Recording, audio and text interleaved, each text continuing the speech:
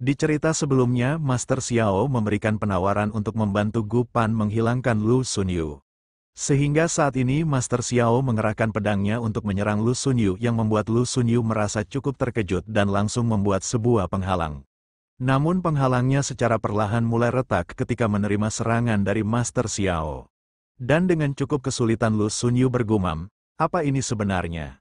Mengapa energi pedang ini terus memadat dan tidak dapat dihancurkan oleh energiku? Aku rasa penghalang ini akan segera hancur. Tidak ada cara selain mengeluarkan energi kegelapanku untuk melindungi titik vitalku. Namun dari arah lain terlihat Hua Yulong menyiapkan sebuah energi di tangannya dan dia pun segera mengarahkannya untuk menyerang Lu Xunyu. Sehingga Lu Xunyu dengan telak menerima serangan itu. Meskipun begitu Lu Xunyu masih baik-baik saja dan dia pun segera berbalik mengarahkan energinya untuk menyerang. Sehingga membuat Hua Yulong terdorong mundur ke belakang. Setelah itu Gu Pan berkata kepada Hua Yulong agar tidak gegabah menyerang dan memintanya untuk menyembuhkan tubuhnya lebih dulu. Dan di dalam benaknya dia bergumam, aku pernah melihat Lu Xunyu menggunakan energinya untuk mengikis kehidupan seseorang. Tapi bagaimana bisa energi itu tidak dapat merusak pedang dari pemuda itu? Siapa orang ini sebenarnya, dan dari mana asal-usul orang ini? Gumam Gu Pan sembari menatap Master Xiao. Namun di saat bersamaan dia dikejutkan dengan Lu Xunyu yang secara tiba-tiba telah berada di belakangnya sembari berkata, "Kau sungguh tidak tahu diri, beraninya kau bekerja sama dengan orang lain untuk menghancurkan mastermu." Namun ketika Lu Xunyu mengarahkan serangannya, Master Xiao lebih dulu menyelamatkan Gu Pan. Sehingga membuat Gu Pan merasa cukup terkejut sembari dia berkata, "Selama kau dapat menghilangkannya, aku akan menuruti semua permintaanmu." Dan dengan ekspresi serius Master Xiao berkata, "Baiklah kalau begitu." Dan dengan dipenuhi amarah Lu Xunyu berkata, "Apa yang akan kau lakukan? Berani sekali kau ingin ikut campur dengan urusanku." Sembari mengeluarkan pedangnya yang telah dialiri energi bintang. Master Xiao berkata, "Meskipun energi racunmu masih dapat menyelamatkanmu. Jika tebakanku benar, kekuatan spiritualmu juga telah dipengaruhi oleh berbagai jenis racun. Dan menurutku kultivasimu saat ini lebih dari sekedar alam reversion." Dan di saat itu juga Master Xiao mengarahkan beberapa tebasan energi miliknya untuk menyerang Lu Xunyu yang berada di hadapannya. Sehingga saat ini Lu Xunyu menerima beberapa tebasan itu dengan sangat telak. Namun Lu Xunyu malah terlihat tersenyum sembari dia berkata, "Kau memang cukup cerdas karena mengetahui semua itu." Dan di saat itu juga Lu Xunyu mengeluarkan energi kegelapan miliknya. Sehingga membuat sebelah tangannya berubah menjadi sangat mengerikan sembari dia berkata, "Aku harus mengorbankan tubuhku sebanyak 7 kali untuk memperoleh kekuatan ini. Jadi bagaimana bisa kau berpikir sebanding dengan master sepertiku?" Kemudian Lu Xunyu menciptakan fluktuasi energi kegelapan berbentuk sebuah ular dan mengarahkannya untuk menyerang Master Xiao sembari dia berteriak, "Mengapa energi pedang yang kau banggakan itu menjadi tidak berguna? Jika energi pedangmu memang dapat bersaing denganku, cepat tunjukkan padaku jika kau memang memiliki kemampuan." Sembari menghindari serangan itu Master Xiao berkata, "Jika kemampuanmu memang sebaik itu maka segeralah menangkapku." Dan kini terlihat Master Xiao sedang terkepung oleh beberapa fluktuasi energi berbentuk ular yang terus mengejarnya sehingga membuatnya bergumam, "Entah berapa banyak orang yang menyaksikan kompetisi ini. Jadi lebih baik aku tidak menggunakan energi bintang secara berlebihan. Aku akan membawanya ke tempat yang tak terlihat untuk melakukan sesuatu kepadanya." Sembari terus mengejar Master Xiao, Lu Xunyu meremehkan Master Xiao dengan berkata, "Mengapa kau hanya menghindarinya? Apakah kau tidak memiliki kemampuan untuk bertarung? Dan apakah metodemu tadi hanya dapat digunakan sekali? Jika hanya itu yang kau miliki aku akan menertawakanmu dengan sangat keras." Dan di saat itu juga Lu Xunyu mengarahkan beberapa fluktuasi energi ular miliknya untuk menyerang Master Xiao yang berdiri di hadapannya. Namun hanya dengan sekali tebasan pedang Master Xiao, seluruh fluktuasi energi berbentuk ular itu menghilang sepenuhnya. Yang seketika itu membuat Lu Xunyu merasa sangat terkejut dan bertanya-tanya tentang apa yang sebenarnya telah terjadi. Dan dengan sorot mata yang tajam Master Xiao berkata, "Apakah hanya energi beracun ini yang kau miliki? Jika aku tidak khawatir tentang Master Suzaku yang terus mengawasi. Aku sangat malas membiarkanmu hidup meskipun hanya 1 detik." Dan dengan secepat kilat Master Xiao kini telah berada di belakang Lu Xunyu sembari dia berkata, "Karena sudah terlalu lama aku bermain-main denganmu. Aku akan segera membuatmu menghilang dari dunia ini." Dan dengan tebasan pedangnya, Master Xiao telah menghilangkan kehidupan dari Lu Xunyu dengan sangat tragis. Kemudian kini berpindah di tempat persembunyian dari kelompok dinasti Tesui. Dan kini terlihat serpihan es yang berada di tubuh pemuda itu secara perlahan mulai menghilang. Dan pemimpin kelompok Tesui segera memeluk adiknya yang telah sembuh dengan dipenuhi rasa haru sembari berkata, "Memang tidak salah jika aku mempercayakan semua ini kepada Master Xiao." Kemudian kini kembali ke tempat Master Xiao berada. Dan saat ini dia sedang bersama Gu Pan sembari berkata, "Karena aku telah melakukan yang kau minta, sekarang katakan kepadaku tentang metode yang ku minta." Dengan sedikit berkeringat dingin ketika menatap tubuh Lu Xunyu, Gu Pan bergumam, "Aku tidak menyangka jika dia benar-benar bisa melakukannya." Dan di saat itu juga Gu Pan segera berlutut di hadapan Master Xiao sembari dia berkata, "Karena Master Immortal telah membalaskan dendam orang tuaku. Jadi untuk membalasnya aku akan melakukan apapun yang Anda minta." Dan dengan sangat santai Master Xiao berkata, "Jika begitu, jadilah muridku dan pujalah aku sebagai mastermu." Yang seketika itu membuat Gu Pan merasa cukup terkejut sembari bertanya apakah benar Master Xiao akan mengangkatkannya sebagai muridnya. Lalu Master Xiao bertanya apakah dia tidak ingin menjadi muridnya. Dan Master Xiao lanjut berkata, "Jika kau menolaknya, berarti kita harus menyelesaikan ini dengan hitung-hitungan yang tepat untuk seluruh biaya dan kerugian yang telah aku lakukan untuk membantumu." Namun kini terlihat Gu Pan malah terlihat menangis sembari dia berkata, "Aku berjanji pada Anda jika aku akan memujamu sebagai masterku." Dan di saat itu juga notifikasi sistem telah muncul dengan memberitahukan, "Selamat kepada host karena telah menerima murid baru." Dan karena murid itu memiliki cawan racun di tingkat bumi yang dapat meningkatkan pelatihan metode racun 10 kali lipat. Host mendapatkan pengembalian berupa cawan jantung racun di tingkat surga ke-8. Sehingga dapat meningkatkan pelatihan metode racun 100 kali lipat. Setelah itu Master Xiao bergumam, "Saat ini semua orang yang berhubungan dengan racun telah aku tangani. Jika pemuda itu belum sembuh, aku akan membiarkan Gu Pan untuk melihatnya. Dan menurutku terus merekrut murid baru sangatlah diperlukan untuk menambah kekuatanku." Setelah itu Master Xiao berkata kepada Gu Pan jika dia memiliki sebuah ide yang sangat menarik, yang membuat Gu Pan merasa penasaran dengan hal itu. Dan di dalam benaknya Master Xiao bergumam, teknik yang dimiliki oleh Gu Pan ini sangat cocok untuk menguji seseorang. Dan kebetulan ada seseorang yang selalu membuatku penasaran. Kemudian beralih di sisi hutan yang lain, dan kini terlihat Ye Fan tengah bersandar dengan sangat santai di sebuah pohon. Namun dia dikejutkan dengan kedatangan Hua Yulong yang telah menyiapkan tekniknya sembari dia berkata, "Aku tidak menyangka dapat menemukan seseorang dari dinasti Qin di tempat ini." Dan di saat itu juga Hua Yulong segera mengarahkan energi tengkoraknya untuk menyerang Ye Fan. Sehingga membuat Ye Fan juga menyiapkan energinya sembari dia bergumam, "Hua Yulong, mengapa orang ini tiba-tiba muncul di tempat ini?" Lalu Ye Fan mengarahkan energinya untuk menyerang energi tengkorak itu sehingga membuat beberapa di antaranya telah menghilang. Namun setelah beberapa saat melakukan pertarungan, energi tengkorak itu terus bermunculan yang membuat Ye Fan merasa cukup kesal sembari dia bergumam, "Energi tengkorak itu sungguh tidak ada habisnya." Namun di saat bersamaan Ye Fan dikejutkan dengan kemunculan Hua Yulong yang secara tiba-tiba telah berada di belakangnya sembari dia berkata, "Sepertinya rekanmu yang lain telah tertidur, jadi biarkan aku menemanimu untuk malam ini." Dan di saat itu juga Hua Yulong mengarahkan pukulannya hingga menghancurkan area di sekitarnya. Meskipun begitu Ye Fan masih sempat menghindarinya sembari dia bergumam, "Mengapa dia datang secara khusus untukku? Ini sungguh aneh. Di kehidupanku sebelumnya, aku tidak pernah mengalami hal seperti ini." Dan ketika dia menatap ke atas, Ye Fan merasa cukup terkejut ketika dia melihat seekor naga terbang di atasnya.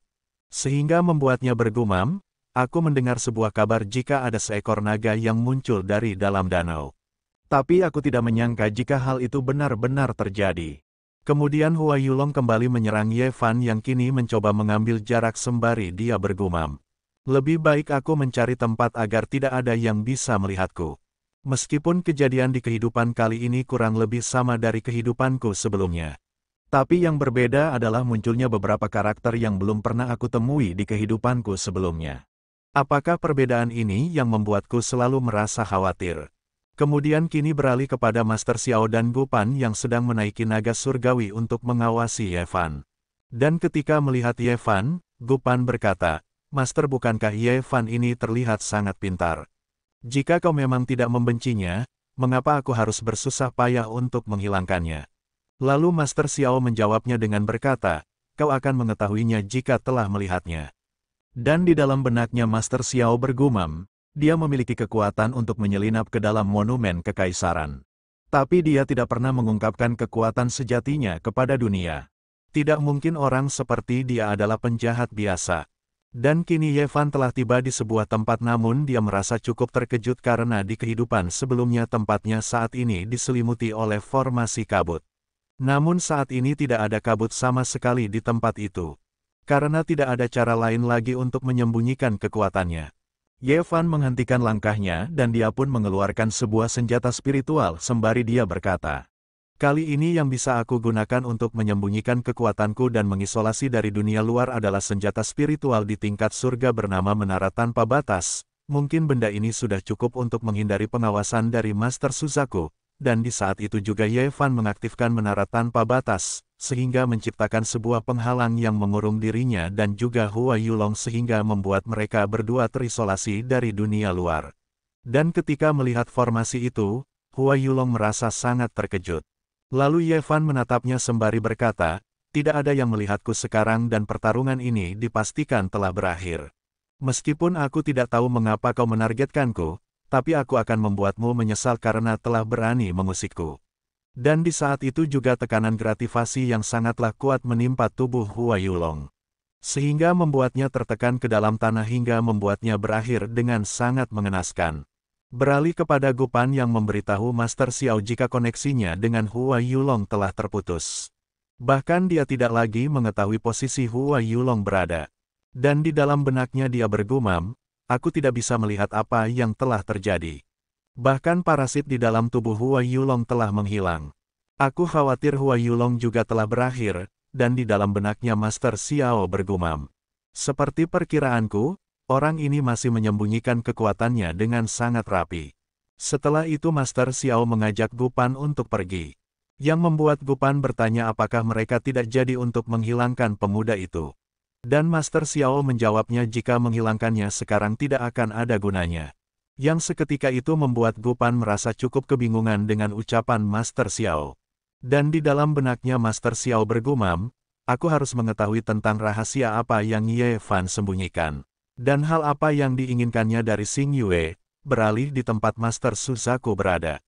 Sembari mengamati segala yang terjadi di dalam alam Long Seng, dia berkata, "Kompetisi takdir nasional kali ini sangatlah meriah. Tidak hanya ada binatang kuno yang terbangkit, aku juga mendengar rahasia besar dari Sekte Luomei. Tapi di balik kedua kejadian itu Xiao Xuan terlibat di dalamnya. Aku pernah mendengar tentang Sutra 9 Putaran ini. Karena di pengadilan abadi ada seorang immortal iblis yang juga mempraktikkannya. Yang aku tahu kekuatan dari pengguna teknik itu lebih kuat dari kultivator biasa. Tapi Xiao Xuan berhasil mengalahkan Lu Xunyu tanpa mengalami kerusakan apapun. Apa yang sebenarnya terjadi di dalam kabut yang menghalangi pandanganku? Aku sedikit penasaran dengan hal itu, dan ada satu orang lagi yang mengejutkanku. Selama ini dia hanya tampil biasa saja, tapi aku tidak menyangka jika dia berhasil mengalahkan Hua Yulong dengan begitu mudah. Mungkinkah aku bisa membawa kedua orang ini ke alam peri? Akan menjadi hal baik jika mereka berdua bisa berguna untukku." Kemudian kini beralih di sekitar tempat persembunyian dari kelompok dinasti Qin. Sembari menatap Gupan, Master Xiao berkata, "Kau dan aku harus berpisah untuk saat ini. Jika kita bertemu di kompetisi selanjutnya, kita akan saling bertarung seperti biasa. Dan setelah kita meninggalkan alam Long Seng, kita akan kembali menjadi guru dan murid." Dan Gupan pun memberi hormat sembari berterima kasih kepada Master Xiao.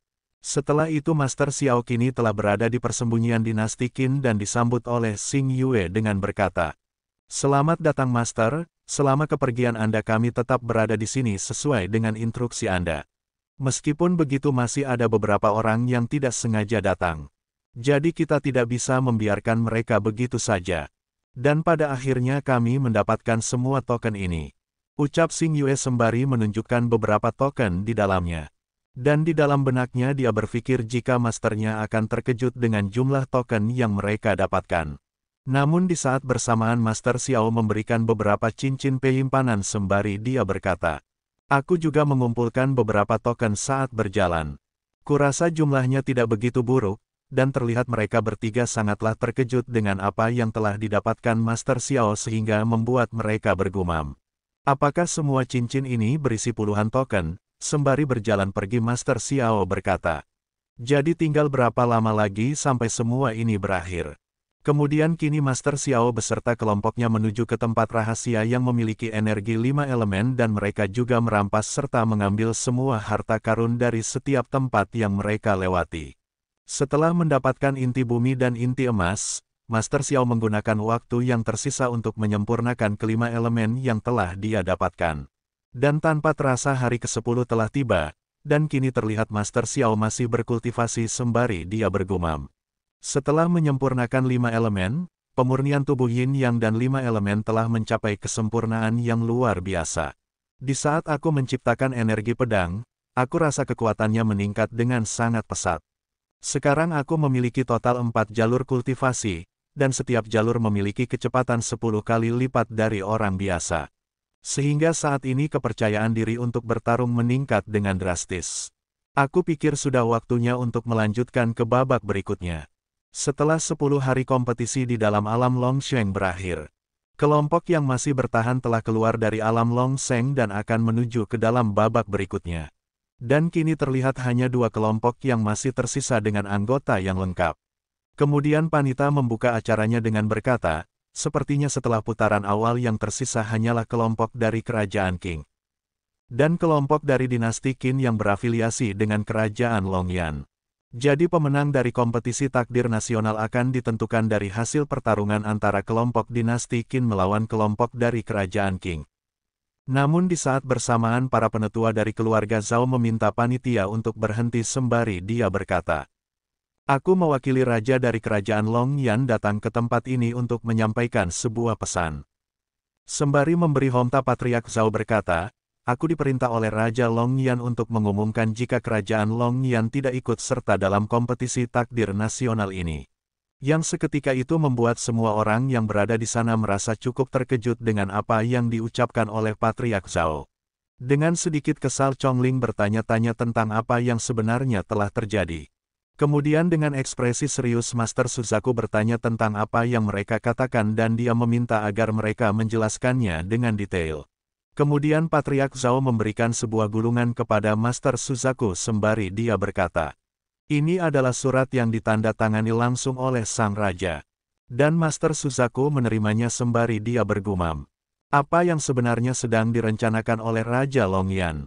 Pada awalnya dia memohon kepada Kaisar Pengadilan Abadi untuk mengadakan kompetisi takdir nasional di wilayah Kerajaan Longyan. Mungkinkah dia memiliki niat buruk di balik semua ini? Ya sudahlah jika ini yang dia inginkan, lagi pula Kaisar hanya memintaku untuk mengadakan kompetisi takdir nasional. Jika orang-orang ini menimbulkan masalah di masa depan, semua itu tidak ada hubungannya denganku." Setelah itu Master Suzaku berkata, "Jika begitu pemenang dalam kompetisi takdir nasional kali ini adalah kelompok dari Kerajaan Qing. Karena semua ini telah berakhir aku akan kembali dan memberikan laporan kepada Kaisar." Namun ketiga penetua dari keluarga Zhao meminta Master Suzaku untuk tetap tinggal sembari mereka berkata, "Selama kompetisi takdir nasional, semua negara tidak diizinkan untuk melakukan pertarungan. Jadi karena kompetisi ini telah berakhir, peraturan itu sudah tidak berguna lagi kan?" Lalu Master Suzaku menjawabnya dengan berkata, "Aku hanya diperintahkan untuk menjaga keberlangsungan dari kompetisi takdir nasional. Karena kompetisinya telah berakhir semua hal ini tidak lagi menjadi tanggung jawabku." Sembari mengeluarkan sebuah token, penetua keenam itu berkata, "Kalau begitu kami akan mengikuti perintah dari Raja Longyan. Aku datang ke tempat ini khusus untuk menghilangkan semua orang dari Kerajaan Qing." Dan kini terciptalah sebuah formasi besar yang menyelimuti seluruh area yang berada di tempat itu. Dan ternyata formasi itu merupakan formasi pelindung dari Kerajaan Longyan. sehingga menciptakan sebuah fluktuasi energi naga yang sangatlah besar yang membuat semua orang yang berada di tempat itu merasa sangat ketakutan. Dan kini terlihat Master Xiao telah memasang penghalang dari energinya sembari dia bergumam. Raja Longyan itu tidak hanya berniat menghilangkan orang dari kerajaan Qing, melainkan dia juga ingin menghilangkan kita semua. Kuakui Raja Longyan memang sangat ahli dalam hal perhitungan. Mereka yang ikut serta di dalam kompetisi takdir nasional adalah pasukan terbaik yang dimiliki oleh kerajaan Qing. Jika kita menghilang kelompok ini, masa depan dari kerajaan Qing akan benar-benar hancur. Sembari menunjukkan token yang dibawanya penetua ke-6 berkata, karena kalian telah mengenali formasi ini, kalian harus bersiap untuk menghilang. Dan saat ini terlihat fluktuasi energi berbentuk naga itu mulai mengumpulkan sebuah energi yang sangat besar dengan kekuatan yang terlihat sangatlah dahsyat. Yang membuat semua prajurit dari kerajaan Qing merasa cukup panik dan bertanya-tanya apa yang harus mereka lakukan. Namun pemimpin mereka yang juga merupakan raja dari kerajaan dari Qing yaitu Sima Ren dengan sangat tenang berkata, Zhao Hong, bukankah saat ini adalah waktunya? Mengapa kau tidak melakukannya dengan cepat? Dan kini terlihat dari arah belakang penetua ke-6, Patriark Zhao telah menyiapkan pedangannya, dan dia pun mengayunkan pedangnya kepada penetua ke-6 sehingga membuat token formasi yang telah dipegangnya terlempar begitu saja. Oke guys, sampai di sini dulu pembahasan kita kali ini. Jangan lupa like, komen, dan subscribe untuk membantu perkembangan channel ini. Dan Mimin akan melanjutkannya dalam waktu dekat. Terima kasih.